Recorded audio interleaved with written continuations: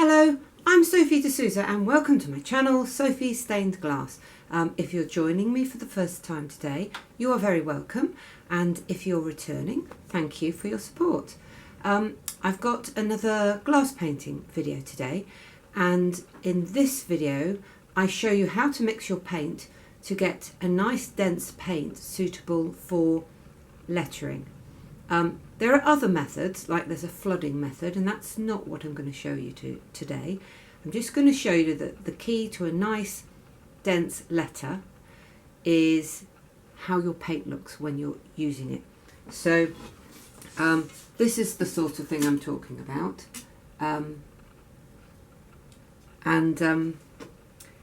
Yes, keep watching for the tricks of the trade.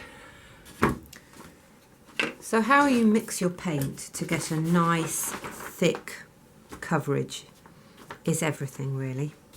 You need it paint dense, but you still need it to flow. So I'm not going to put any gum arabic in because I want it to flow nicely. And I'm going to need to clean up the edges of the letters after they've been painted and dried. And if you put gum arabic in, they can sort of pop off while you're painting them. While you're cleaning them up afterwards. You know, you try and take off a tiny bit and a big bit pops off. Super annoying. Now you've seen that I've not put much water on this palette, but it's actually quite runny. I want it denser than this. But let's just work this palette up first, and then we'll add some more paint.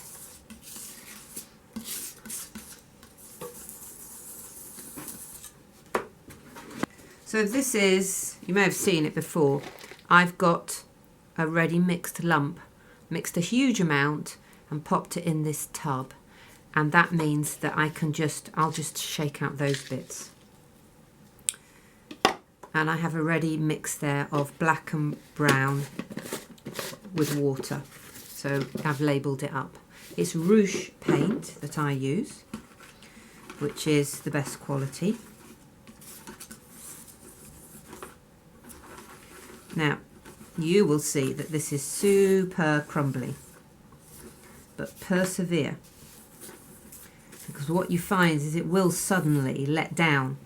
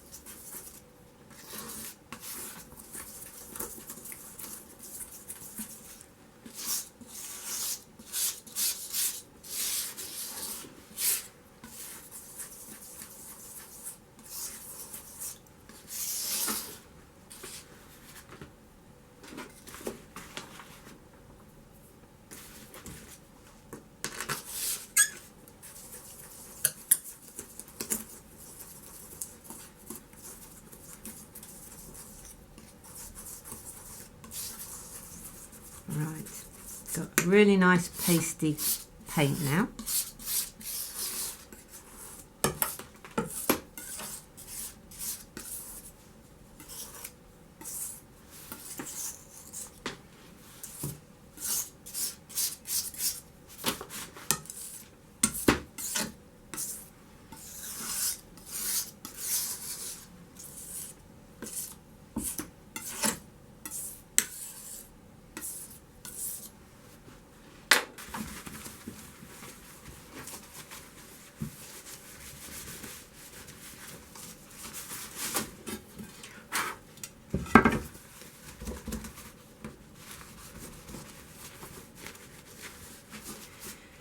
you will notice I am not working on a light box today. That is not some special technique. That is because I have had to rejig my workshop because I've got so many panels I'm making at the moment. I've had to convert the other end of my workbench, which is usually painting station and light box, into an extension of my workbench. So I can't get to my light box. I always have a little puddle of water on my palette. I normally can test my paint on the light box, but I can't today. So it is really important to get lettering dense. This I'm doing freehand, but it's not unusual for me to use a plotter cutter to cut a stencil or a resist out of my lettering, and I can then just fill it in, really. And where that really comes into its own is tiny lettering, which is really hard to do with a paintbrush. You end up doing an awful lot of cleaning up afterwards, and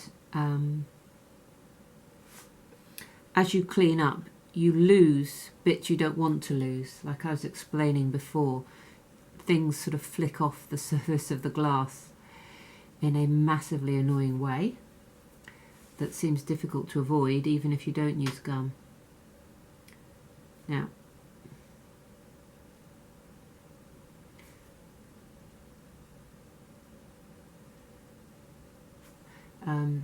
this is close enough for jazz, as they say. I have gone over the lines slightly, especially where I've got corners. Those will get cleaned up, but it doesn't really matter so long as you've got a good shape to your letter. If you've slightly changed the shape of the G, you know, we're talking a millimetre here or there, it doesn't matter, it's okay. Now,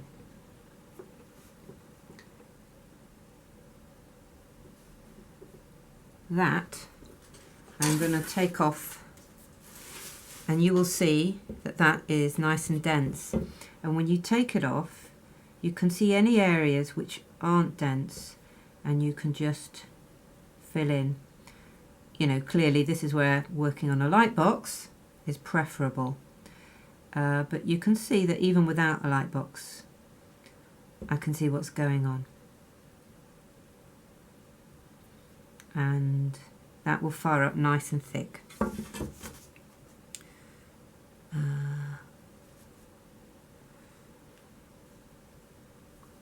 Okay, letter number 2.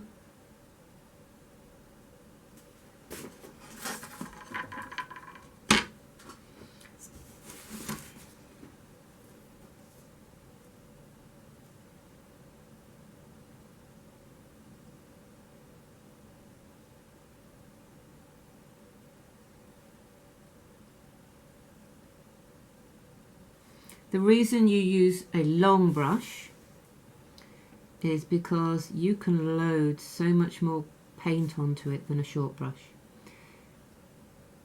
which gives you a nicer line. You don't have to revisit it so many times.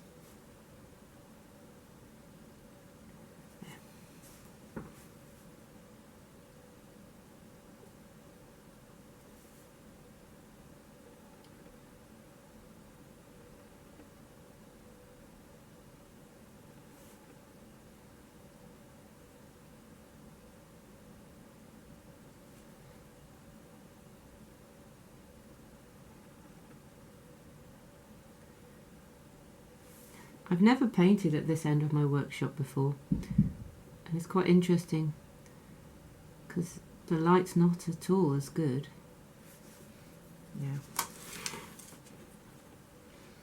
I can see where I need to fill in.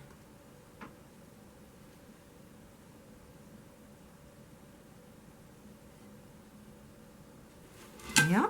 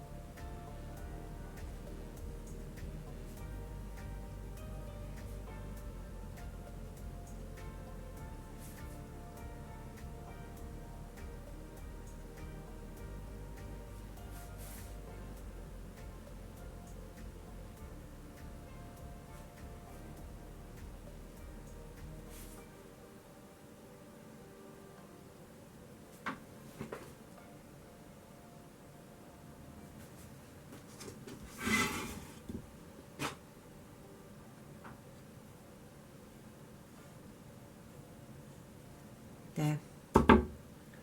That's nice and dense. Don't want sort of blisters, so where it's too dense I shall just smooth it out a bit. Okay.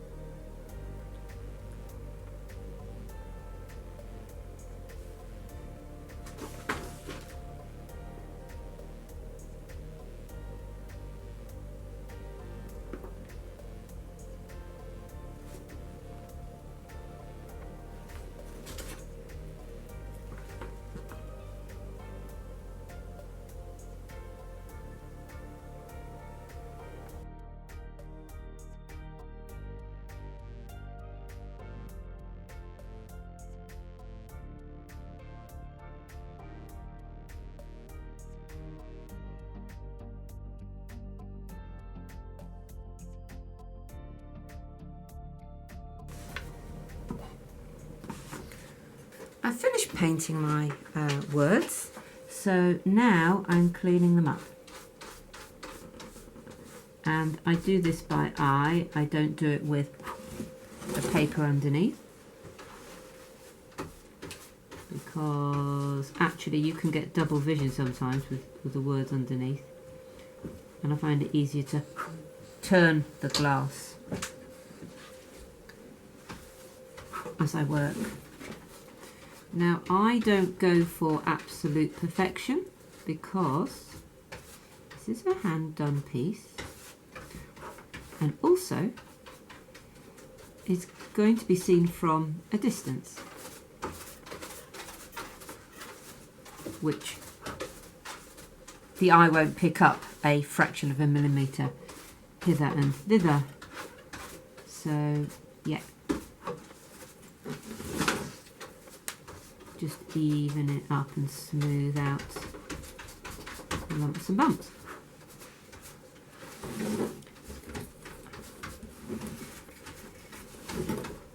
And as you know, getting the corners you can only do after the fact.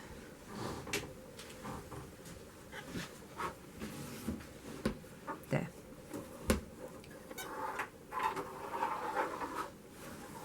What you want to avoid is taking too much off, because you have to paint the whole letter again. Nobody wants that.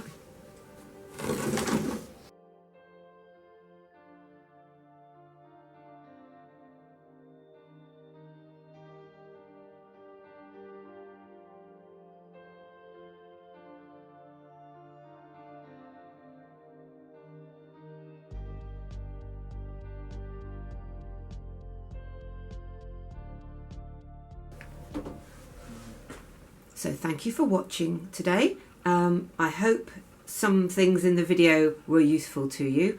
I will do another video about painting tiny lettering another time. Next time I do some tiny lettering probably, because there's another trick to that. But yes, so I hope you can now achieve some nice deep results with your paint. Yeah, so thank you, and please like, comment and subscribe.